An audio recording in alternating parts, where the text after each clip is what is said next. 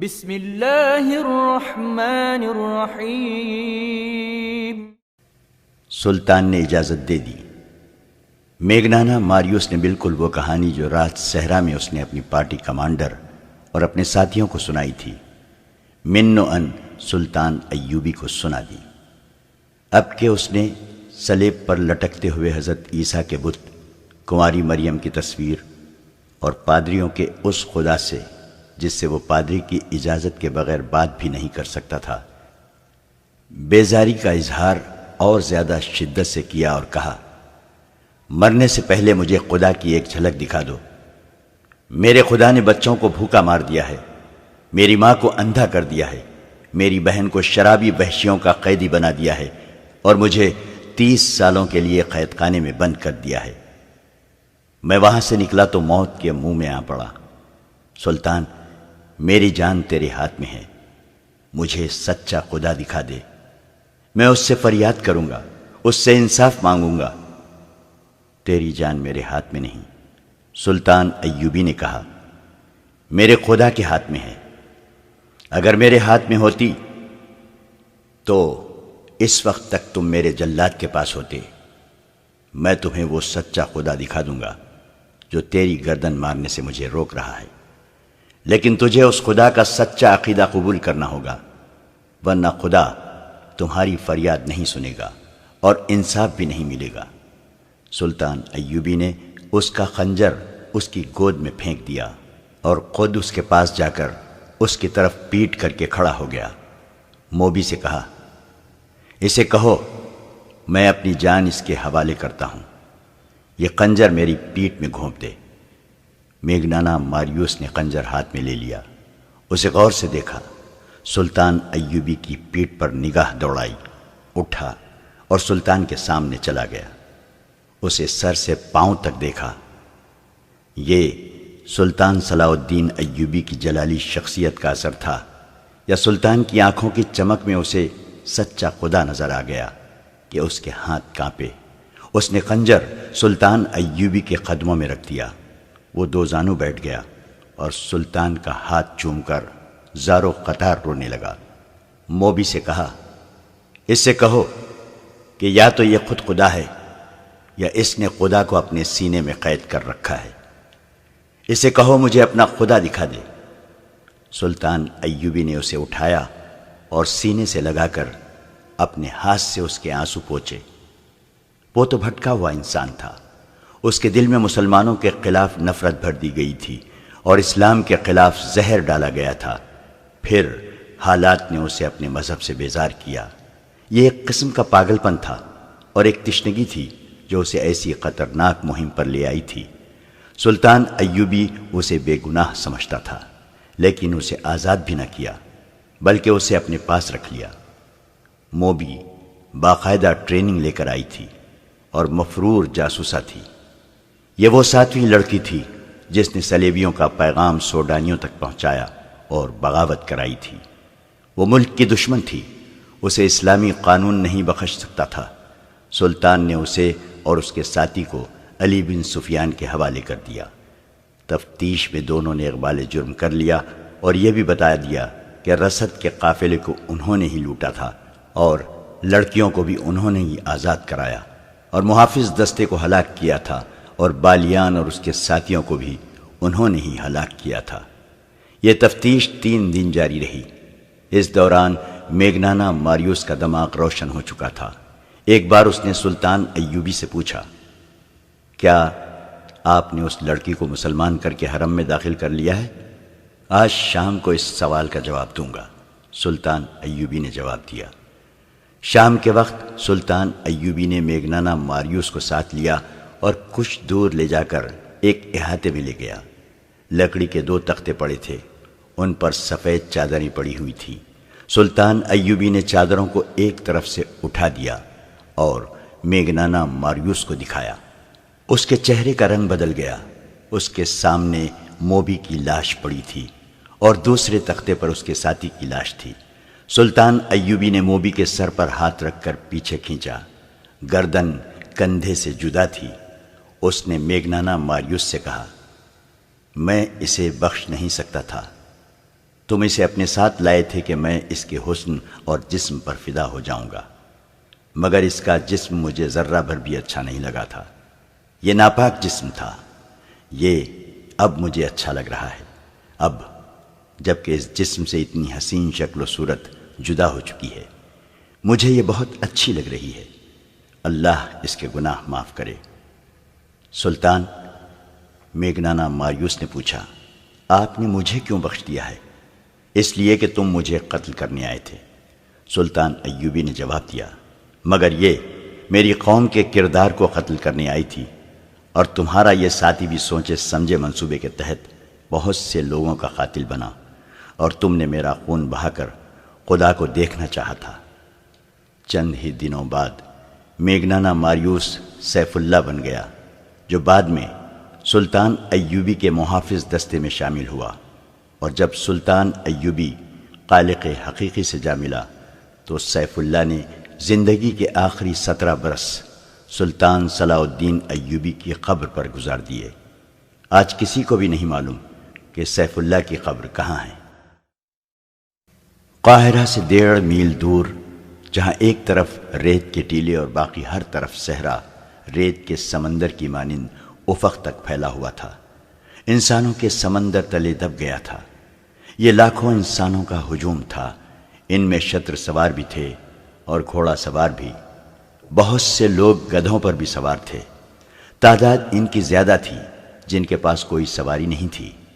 لا تعداد ہجوم 4-5 دنوں سے صحرا کی اس وسعت میں جمع ہونا شروع ہو گیا تھا۔ قاہرہ کے بازاروں میں بھیڑ اور رونق زیادہ ہو گئی تھی، سرائے بھر گئی تھی۔ یہ لوگ دور دور سے اس سرکاری منادی پر آئے تھے کہ 6-7 روز بعد قاہرہ کے مضافاتی ریگستان میں مصر کی فوج گھوڑ سواری، شتر سواری، دوڑتے گھوڑوں اور اونٹوں سے تیر اندازی اور بہت سے جنگی کمالات کا مظاہرہ کرے گی۔ منادی میں یہ اعلان بھی کیا گیا تھا کہ غیر فوجی لوگ بھی ان مظاہروں میں جس کسی کو چاہیں تیغ زنی، کشتی، دوڑتے گھوڑوں کی لڑائی اور تیر اندازی وغیرہ کے لیے للکار کر مقابلہ کر سکتے ہیں۔ یہ منادی صلاح الدین ایوبی نے کرائی تھی۔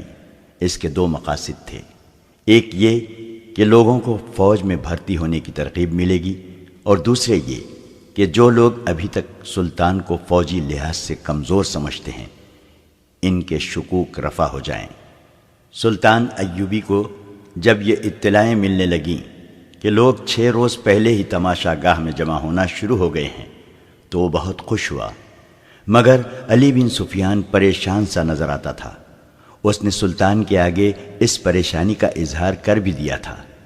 سلطان ایوبی نے مسرت سے اسے کہا تھا، اگر تماشائیوں کی تعداد 1 لاکھ ہو جائے تو ہمیں 5000 سپاہی تو مل ہی جائیں گے۔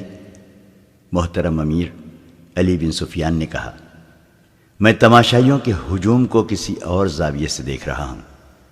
میرے اندازے کے مطابق اگر تماشائیوں کی تعداد 1 لاکھ ہوئی تو اس میں 1000 جاسوس ہوں گے۔ دیہات سے عورتیں بھی آ رہی ہیں، ان میں زیادہ تر سوڈانی ہیں۔ ان میں اکثر کا رنگ اتنا گورا ہے کہ عیسائی عورت ان میں چھپ سکتی ہے۔ میں تمہاری اس مشکل کو اچھی طرح سمجھتا ہوں علی، سلطان نے کہا، لیکن تم جانتے ہو کہ میں نے جس میلے کا انتظام کیا ہے وہ کیوں ضروری ہے۔ تم اپنے محکومے کو اور زیادہ ہوشیار کر دو۔ جی، میں اس کے حق میں ہوں، علی بن سفیان نے کہا۔ یہ میلہ بہت ہی ضروری ہے۔ میں نے اپنی پریشانی آپ کو پریشان کرنے کے لیے نہیں بتائی، صرف یہ اطلاع پیش کی ہے کہ یہ میلہ اپنے ساتھ کیا خطرہ لا رہا ہے۔ قاہرہ میں عارضی خہبے خانے کھل گئے ہیں جو ساری رات شائقین سے بھرے رہتے ہیں۔ تماشائیوں میں سے بعض نے شہر کے باہر خیمے نصب کر لیے ہیں۔ میرے گروہ نے مجھے اطلاع دی ہے کہ ان میں بھی قمار بازوں اور عصمت فروشوں کے خیمے موجود ہیں۔ کل میلے کا دن ہے، ناچنے گانے والیوں نے تماشائیوں سے دولت کے ڈھیر اکٹھے کر لیے ہیں۔ میلہ ختم ہو جائے گا تو یہ غلاظت بھی ہجوم کے ساتھ ہی صاف ہو جائے گی۔ سلطان ایوبی نے کہا، میں اس پر پابندی عائد نہیں کرنا چاہتا۔ مصر کی اخلاقی حالت اچھی نہیں، رقص اور عصمت فروشی ایک دو دنوں میں ختم نہیں کی جا سکتی۔ ابھی مجھے زیادہ سے زیادہ تماشائیوں کی ضرورت ہے۔ مجھے فوج تیار کرنی ہے، اور تم جانتے ہو علی، ہمیں بہت زیادہ فوج کی ضرورت ہے۔ میں نے فوج اور انتظامیہ کے سربراہوں کے اجلاس میں یہ ضرورت وضاحت سے بیان کر دی تھی۔ میں آپ کو اس وضاحت سے روک نہیں سکا تھا امیر محترم، علی بن سفیان نے کہا۔ میری سراغ رساں نگاہوں میں ان سربراہوں میں نصف ایسے ہیں جو ہمارے وفادار نہیں۔ آپ اچھی طرح جانتے ہیں کہ ان میں کچھ ایسے ہیں جو آپ کو اس گدی پر نہیں دیکھنا چاہتے، اور باقی جو ہیں ان کی دلچسپیاں سوڈانیوں کے ساتھ ہیں۔ میں نے ان میں سے ہر ایک کے پیچھے ایک ایک آدمی چھوڑ رکھا ہے۔ میرے آدمی مجھے ان کی سرگرمیوں سے آگاہ کرتے رہتے ہیں۔ کسی کی کوئی خطرناک سرگرمی سامنے آئی ہے؟ سلطان ایوبی نے پوچھا۔ نہیں، علی بن سفیان نے جواب دیا، سوائے اس کے کہ یہ لوگ اپنی حیثیت اور رتبوں کو فراموش کر کے راتوں کو مشکوک خیموں میں اور ان مکانوں میں جاتے ہیں جو عارضی قہبے خانے اور رقص گاہیں بن گئے ہیں۔ دو نے تو ناچنے والی لڑکیوں کو گھروں میں بھی بلا لیا ہے۔ ان سے زیادہ میرا دماغ ان دو بادبانی کشتیوں پر گھوم رہا ہے جو 10 روز گزرے بحر روم کے ساحل کے ساتھ دیکھی گئی تھیں۔ ان میں کیا خاص بات تھی؟ سلطان ایوبی نے پوچھا۔ اس وقت تک بحر روم کے ساحل سے فوج کو واپس بلا لیا گیا تھا۔ وہاں ڈھکی چھپی جگہوں پر دو فوجی سمندر پر نظر رکھنے کے لیے بٹھا دیے گئے تھے۔ علی بن سفیان نے ماہی گیروں اور صحرائی خانہ بدوشوں کے لباس میں ساحل پر انٹیلیجنس کے چند آدمی مقرر کر دیے تھے۔ یہ اہتمام ایک تو اس لیے کیا گیا تھا کہ صلیبی اچانک حملہ نہ کریں، اور دوسرے اس لیے کہ ادھر سے صلیبیوں کے جاسوس نہ آ سکیں۔ مگر ساحل بہت لمبا تھا، کہیں کہیں چٹانیں بھی تھیں جہاں سمندر اندر آ جاتا تھا۔ سارے ساحل پر نظر نہیں رکھی جا سکتی تھی۔ 10 روز گزرے ایسی ہی ایک جگہ سے جہاں سمندر چٹانوں کے اندر آیا ہوا تھا۔ 2 بادبانی کشتیاں نکلتی دیکھی تھیں، وہ شاید رات کو آئی تھیں۔ انہیں جاتا دیکھ کر سلطان کے 2 سوار سرپٹ گھوڑے دوڑاتے اس جگہ پہنچے جہاں سے کشتیاں نکل کر گئی تھیں۔ وہاں کچھ بھی نہ تھا، کوئی انسان نہیں تھا، اور کشتیاں سمندر میں دور چلی گئی تھیں۔ کشتیوں اور بادبانوں کی ساخت بتاتی تھی کہ یہ مصر کے ماہی گیروں کی نہیں، سمندر پار کی معلوم ہوتی تھیں۔ سوار تھوڑی دور تک صحرا میں گئے، انہیں کسی انسان کا سراغ نہیں ملا۔ انہوں نے قاہرہ اطلاع بھجوا دی تھی کہ ساحل کے ساتھ 2 مشکوک کشتیاں دیکھی گئی ہیں۔ علی بن سفیان کے لیے یہ ممکن نہ تھا کہ ریگزار میں انہیں ڈھونڈ لیتا جو کشتیوں میں سے اترے تھے۔ اطلاع پہنچتے پہنچتے 3 دن گزر گئے تھے۔ یہ بھی یقین نہیں تھا کہ کشتیوں سے کون اترا ہے۔ علی بن سفیان نے سلطان ایوبی کے اس سوال کے جواب میں کہ ان کشتیوں میں کیا خاص بات تھی یہ وضاحت کر دی اور کہا، ہم میلے کی منادی 1.5 مہینے سے کرا رہے ہیں۔ 1.5 مہینے میں خبر یورپ کے وسط تک پہنچ سکتی ہے اور وہاں سے جاسوس آ سکتے ہیں۔ مجھے یقین کی حد تک شک ہے کہ تماشائیوں کے ساتھ صلیبیوں کے جاسوس میلے میں آ گئے ہیں۔ قاہرہ میں اس وقت لڑکیاں عارضی طور پر نہیں، مستقل طور پر فروخت ہو رہی ہیں۔ سلطان سمجھتے ہیں کہ ان کے خریدار معمولی حیثیت کے لوگ نہیں ہو سکتے۔ ان خریداروں میں قاہرہ کے تاجر، ہماری انتظامیہ اور فوج کے سربراہ اور نامی گرامی بردہ فروش شامل ہیں۔ بکنے والی لڑکیوں میں صلیبیوں کی جاسوس لڑکیاں ہو سکتی ہیں اور یقیناً ہوں گی۔ سلطان ایوبی ان اطلاعوں سے پریشان نہ ہوا۔ بحر روم میں صلیبیوں کو شکست دیے تقریباً 1 سال گزر گیا تھا۔ علی بن سفیان نے سمندر پار جاسوسی کا انتظام کر رکھا تھا جو مضبوط اور 100% قابل اعتماد نہیں تھا۔ تاہم یہ اطلاع مل گئی تھی کہ صلیبیوں نے مصر میں جاسوس اور تقریب کار بھیج رکھے ہیں۔ ابھی یہ معلوم نہیں ہو سکا تھا کہ مصر کے متعلق ان کے منصوبے کیا ہیں۔ بغداد اور دمشق سے آنے والی اطلاعوں سے پتہ چلا تھا کہ صلیبیوں نے زیادہ تر دباؤ ادھر ہی رکھا ہوا ہے۔ وہاں خصوصاً شام میں وہ مسلمان عمرہ کو عیاشیوں اور شراب میں ڈبوتے چلے جا رہے تھے۔ سلطان نور الدین زنگی کی موجودگی میں صلیبی ابھی براہ راست ٹکر لینے کی جرت نہیں کر رہے تھے۔ بحر روم میں جب صلاح الدین ایوبی نے ان کا بیڑا بمحض لشکر غرق کر دیا تھا، ادھر عرب میں سلطان زنگی نے صلیبیوں کی مملکت پر حملہ کر کے انہیں صلح پر مجبور کیا اور جزیہ وصول کر لیا تھا۔ اس مورکے میں بہت سے صلیبی سلطان زنگی کی قید میں آئے تھے، جن میں رینالڈ نام کا ایک صلیبی سالار بھی تھا۔ سلطان زنگی نے ان قیدیوں کو رہا نہیں کیا تھا، کیونکہ صلیبیوں نے مسلمان جنگی قیدیوں کو شہید کر دیا تھا۔ اس کے علاوہ صلیبی عہد شکنی بھی کیا کرتے تھے۔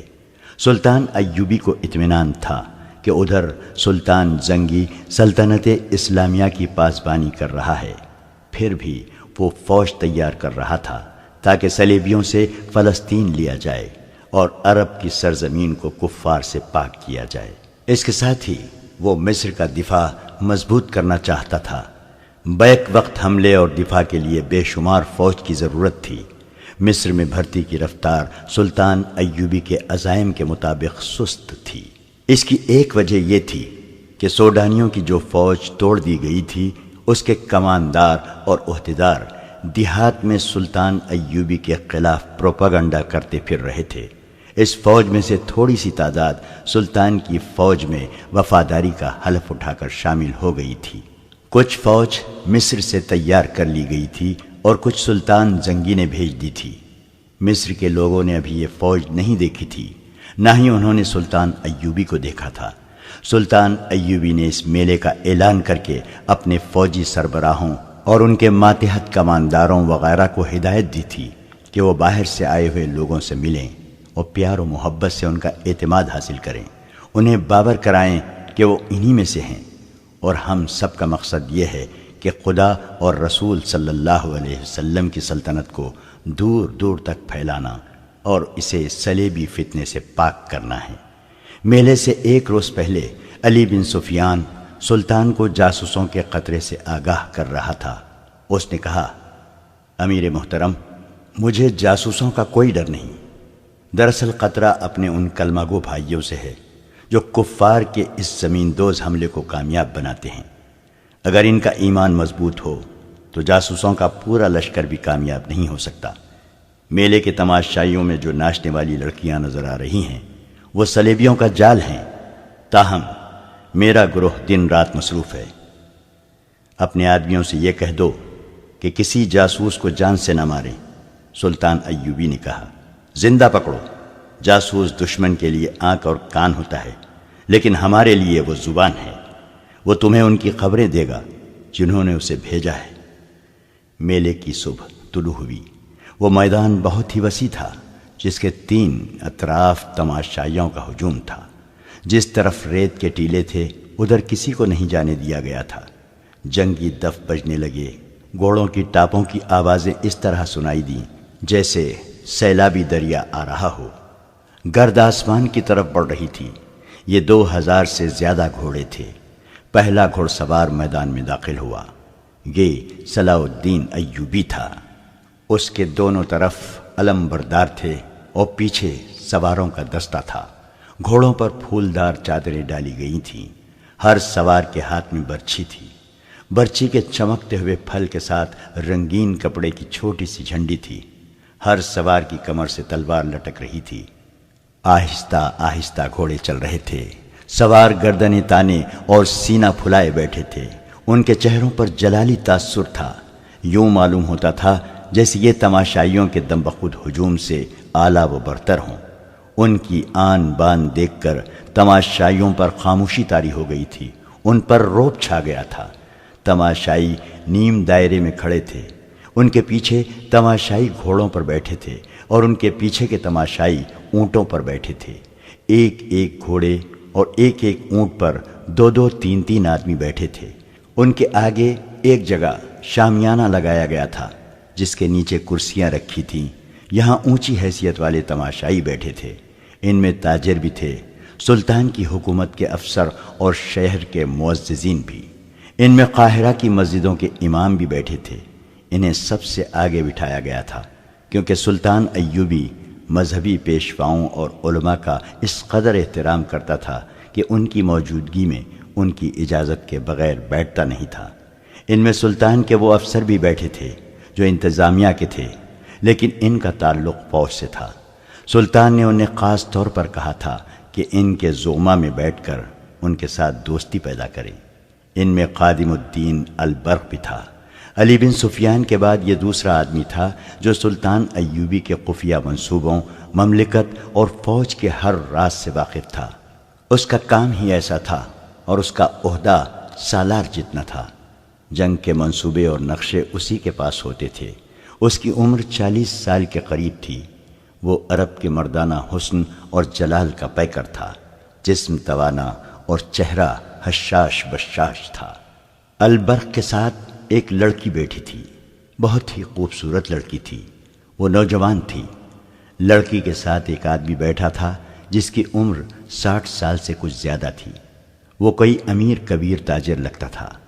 البرق کئی بار اس لڑکی کی طرف دیکھ چکا تھا۔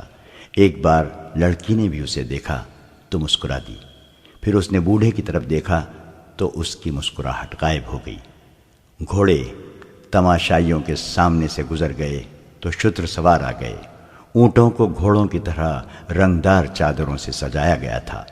ہر سوار کے ہاتھ میں ایک لمبا نیزہ اور اس کے پھل سے ذرا نیچے 3-3 انچ چوڑے اور 1.5 فٹ لمبے 2 رنگے کپڑے جھنڈیوں کی طرح بندھے ہوئے تھے۔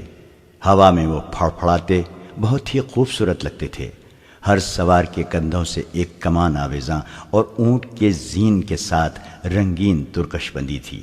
اونٹوں کی گردنیں خم کھا کر اوپر کو اٹھی ہوئیں اور سر جیسے فخر سے اونچے ہو گئے تھے۔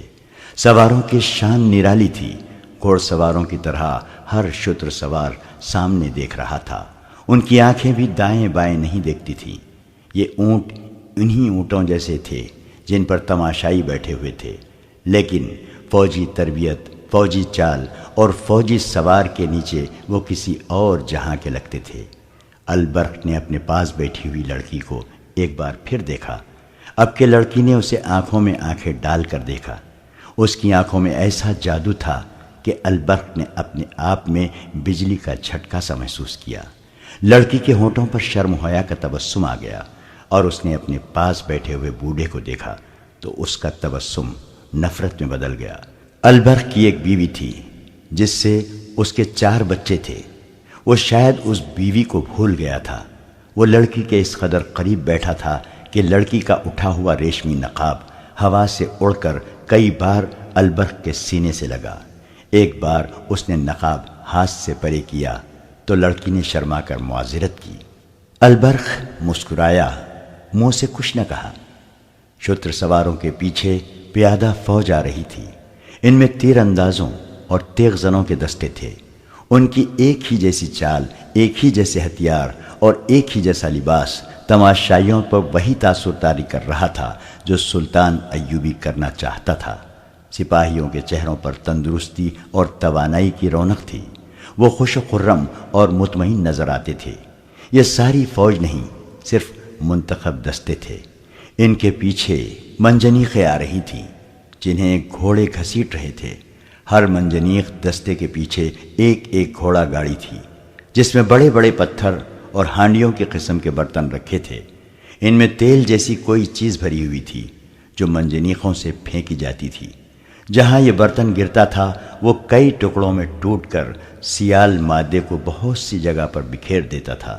اس پر آتشی تیر چلائے جاتے تو سیال مادہ شعلے میں تبدیل ہو جاتا تھا۔ سلطان ایوبی کی قیادت میں یہ سوار اور پیادہ دستے نیم دائرے میں کھڑے اور بیٹھے ہوئے تماشائیوں کے آگے سے دور آگے نکل گئے۔ صلاح الدین ایوبی راستے میں سے واپس آ گیا۔ اس کے گھوڑے کے آگے علمبردار کے گھوڑے، دائیں بائیں اور پیچھے محافظوں کے گھوڑے اور ان کے پیچھے نائب سالاروں کے گھوڑے تھے۔ سلطان نے گھوڑا روک لیا، کود کر اترا اور تماشائیوں کو ہاتھ ہوا میں لہرا لہرا کر سلام کرتا شامیانے کے نیچے چلا گیا۔ وہاں بیٹھے ہوئے تمام لوگ اٹھ کھڑے ہوئے۔ سلطان ایوبی نے سب کو سلام کیا اور اپنی نشست پر بیٹھ گیا۔ سوار اور پیادہ دستے دور آگے جا کر ٹیلوں کے عقب میں چلے گئے۔ میدان خالی ہو گیا۔ ایک گھوڑ سوار سرپٹ گھوڑا دوڑاتا آیا۔ اس کے ایک ہاتھ میں گھوڑے کی لگام اور دوسرے میں اونٹ کی رسی تھی۔ اونٹ گھوڑے کی رفتار کے ساتھ دوڑتا آ رہا تھا۔ میدان کے وسط میں آ کر گھوڑ سوار گھوڑے پر کھڑا ہو گیا۔ اس نے باگیں چھوڑ دیں۔ وہ اچھل کر اونٹ کی پیٹھ پر کھڑا ہو گیا۔ وہاں سے کود کر گھوڑے کی پیٹھ پر آ گیا اور وہاں سے زمین پر کود گیا۔ چند قدم گھوڑے اور اونٹ کے ساتھ بھاگا، پھر کود کر گھوڑے پر سوار ہوا۔ گھوڑے اور اونٹ کی رفتار میں کوئی فرق نہیں آیا تھا۔ گھوڑے کی پیٹھ سے وہ اونٹ کی پیٹھ پر چلا گیا اور دور آگے جا کر غائب ہو گیا۔ قادم الدین البرق دائیں کو ذرا سا جھکا۔ اس کے منہ اور لڑکی کے سر کے درمیان 2-3 انچ کا فاصلہ رہ گیا تھا۔ لڑکی نے اسے دیکھا۔ البرق مسکرایا۔ لڑکی شرما گئی۔ بوڑھے نے دونوں کو دیکھا۔ اس کے بوڑھے ماتھے کی شکن گہرے ہو گئے۔ اچانک ٹیلوں کے پیچھے سے ہانڈیوں کی طرح کے مٹی کے وہ برتن جو گھوڑا گاڑیوں پر لدے ہوئے تھے اوپر کو جاتے، آگے آتے اور میدان میں گرتے نظر آئے۔ برتن ٹوٹتے تھے تو تیل اچھل کر بکھر جاتا تھا۔ کم و بیش 100 برتن گرے اور ان سے نکلا ہوا مادہ تقریباً 100 گز لمبائی اور اسی قدر چوڑائی میں بکھر گیا۔ ایک ٹیلے پر 6 تیر انداز نمودار ہوئے۔ انہوں نے جلتے ہوئے فلیتوں والے تیر چلائے جو سیال مادے والی جگہ گڑ گئے۔ فوراً وہ تمام جگہ ایک ایسا شعلہ بن گئی جو گھوڑے کی پیٹھ تک بلند اور کوئی 100 گز تک پھیلا ہوا تھا۔ ایک طرف سے 4 گھوڑ سوار گھوڑے پوری رفتار سے دوڑتے ہوئے آئے۔ شعلے کے قریب آ کر وہ رکے نہیں، رفتار کم بھی نہ کی، چاروں شعلے میں چلے گئے۔ تماشائی دم بخود تھے کہ وہ جل جائیں گے، مگر وہ اتنے وسیع شعلے میں دوڑتے نظر آ رہے تھے۔ آخر وہ چاروں شعلے میں سے نکل گئے۔ تماشائیوں نے داد تحسین کا وہ شور بلند کیا کہ آسمان پھٹنے لگا۔ 2 سواروں کے کپڑوں کو آگ لگی ہوئی تھی۔ دونوں بھاگتے گھوڑوں سے ریت پر گرے اور تھوڑی دور لڑکیاں کھاتے ہوئے گئے۔ ان کے کپڑوں کی آگ بجھ گئی۔ البرق اس شور و غل اور سواروں کے کمالات سے نظریں پھیرے ہوئے لڑکی کو دیکھ رہا تھا۔ لڑکی اس کی طرف دیکھتی اور ذرا سا مسکرا کر بوڑھے کو دیکھنے لگتی۔ بوڑھا اٹھ کر جانے کیوں چلا گیا۔ لڑکی اسے جاتا دیکھتی رہی۔ البرق کو معلوم تھا کہ لڑکی بوڑھے کے ساتھ آئی ہے۔ اس نے لڑکی سے پوچھا، تمہارے والد صاحب کہاں چلے گئے ہیں؟ یہ میرا باپ نہیں، لڑکی نے جواب دیا، میرا خاوند ہے۔ خاوند؟ البرق نے حیرت سے پوچھا، کیا یہ شادی تمہارے والدین نے کرائی ہے؟ اس نے مجھے خریدا ہے، لڑکی نے اداس لہجے میں کہا۔ وہ کہاں گیا ہے؟ البرق نے پوچھا۔ ناراض ہو کر چلا گیا ہے، لڑکی نے جواب دیا۔ اسے شک ہو گیا ہے کہ میں آپ کو دلچسپی سے دیکھتی ہوں۔ کیا تم واقعی مجھے دلچسپی سے دیکھتی ہو؟ البرق نے رومانی انداز سے پوچھا۔ لڑکی کے ہونٹوں پر شرمیلی سی مسکراہٹ آ گئی۔ دھیمی سی آواز میں بولی، میں اس بوڑھے سے تنگ آ گئی ہوں۔ اگر کسی نے مجھے اس سے نجات نہ دلائی تو میں خودکشی کر لوں گی۔ میدان میں سوار اور پیادہ فوجی حیران کن کرتب دکھا رہے تھے اور حرب و ضرب کے مظاہرے کر رہے تھے۔ تماشائیوں نے جنگی مظاہرے پہلے کبھی نہیں دیکھے تھے۔ انہوں نے صرف سوڈانی فوج دیکھی تھی جو خزانے کے لیے سفید ہاتھی بنی ہوئی تھی۔ اس کے کماندار بادشاہوں کی طرح باہر نکلتے تھے۔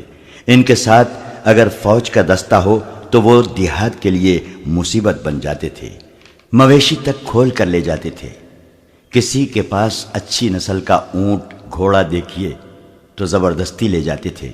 لوگوں کے دل میں یہ بات بیٹھ گئی تھی کہ فوج رعایا پر ظلم و تشدد کرنے کے لیے رکھی جاتی ہے، لیکن سلطان کی فوج بہت مختلف تھی۔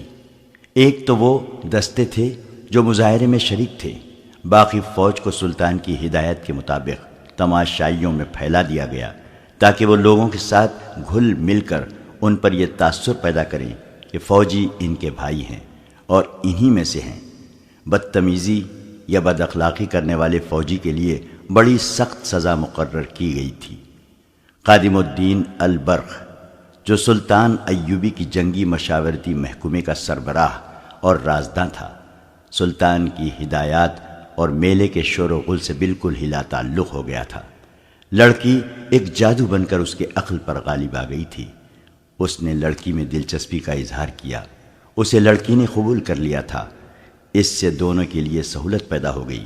البرق نے کہیں ملنے کو کہا تو لڑکی نے جواب دیا کہ وہ خریدی ہوئی لونڈی ہے اور اس بوڑھے نے اسے قید میں رکھا ہوا ہے، وہ اس پر ہر وقت نظر رکھتا ہے۔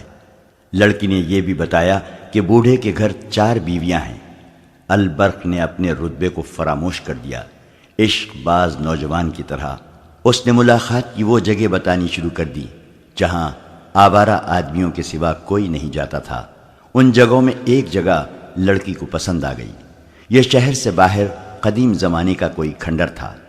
البرق نے لڑکی سے یہ وعدہ بھی کیا کہ وہ اسے بوڑھے سے آزاد کرانے کی کوشش کرے گا۔ تیسری رات البرق گھر سے نکلا۔ وہ حاکموں کی شان سے گھر سے نکلا کرتا تھا، مگر اس رات وہ چوروں کی طرح باہر نکلا۔ ادھر ادھر دیکھا اور ایک طرف میں چل پڑا۔ قاہرہ پر سکوت طاری تھا۔ فوجی میلے ختم ہوئے 2 دن گزر گئے تھے۔ باہر سے آئے ہوئے تماشائی جا چکے تھے۔ سرکاری حکم کے تحت عارضی قہبہ خانے اٹھا دیے گئے تھے۔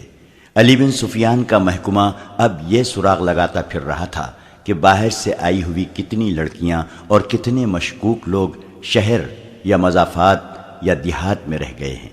میلے کا مقصد پورا ہو گیا تھا۔ 2 ہی دنوں میں 4000 جوان فوج میں بھرتی ہو گئے تھے اور مزید بھرتی کی توقع تھی۔ البرق شہر سے نکل گیا اور اس نے اس کھنڈر کا رخ کیا جہاں لڑکی کو آنا تھا۔ صحرائی گیدڑوں کے سوا زمین و آسمان گہری نیند سو گئے تھے۔ لڑکی نے البرق سے کہا تھا کہ وہ بوڑھے کی قیدی ہے اور وہ اس پر ہر وقت نظر رکھتا ہے۔ پھر بھی البرق اس امید پر جا رہا تھا کہ لڑکی ضرور آئے گی۔ ممکنہ خطروں سے نمٹنے کے لیے اس کے پاس ایک خنجر تھا۔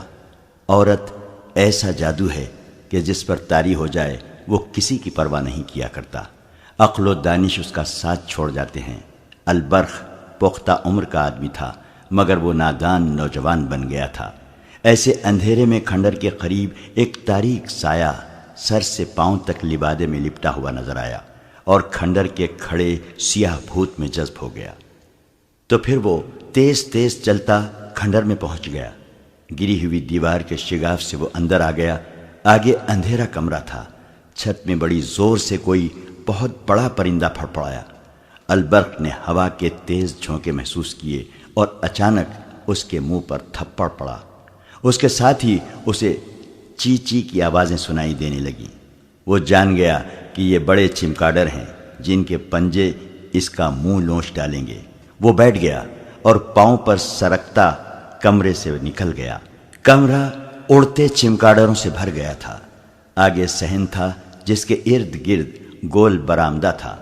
البرق نے یہ بھی نہ سوچا کہ ایک خریدی ہوئی قیدی لڑکی جس پر ہر وقت نظر رکھی جاتی ہے اس ہیبت ناک کھنڈر میں کیسے آئے گی، مگر برآمدے میں کسی کے قدموں کی دبی دبی آہٹ نے اسے بتا دیا کہ یہاں کوئی موجود ہے۔ اس نے کمر سے خنجر نکال کر ہاتھ میں لے لیا۔ اس کے سر پر چمگادڑ اڑ رہے تھے۔ پھڑ پھڑانے کی آوازیں ڈراؤنی تھیں۔ البرق نے آہستہ سے پکارا، آصفہ۔ لڑکی نے اسے اپنا نام بتا دیا تھا اور میلے میں یہ بھی بتا دیا تھا کہ وہ کس طرح فروخت ہوئی ہے۔ آپ آ گئے؟ اسے آصفہ کی آواز سنائی دی۔ وہ برآمدے میں سے دوڑتی آئی اور البرق کے ساتھ چپک گئی۔ کہنے لگی، آپ کی خاطر جان کو خطرے میں ڈال کر آئی ہوں۔ مجھے جلدی واپس جانا ہے۔ بوڑھے کو شراب میں نیند کا سفوف پلا آئی ہوں، وہ جاگ نہ اٹھے۔ کیا تم اسے شراب میں زہر نہیں پلا سکتی؟ البرق نے پوچھا۔ میں نے کبھی قتل نہیں کیا، آصفہ نے کہا۔ میں نے تو کبھی یہ بھی نہیں سوچا تھا کہ اس طرح کسی غیر مرد سے ملنے اس ڈراؤنے کھنڈر میں آؤں گی۔ البرق نے اسے بازوؤں میں جکڑ لیا۔ اچانک ان کے پیچھے برآمدہ روشن ہو گیا۔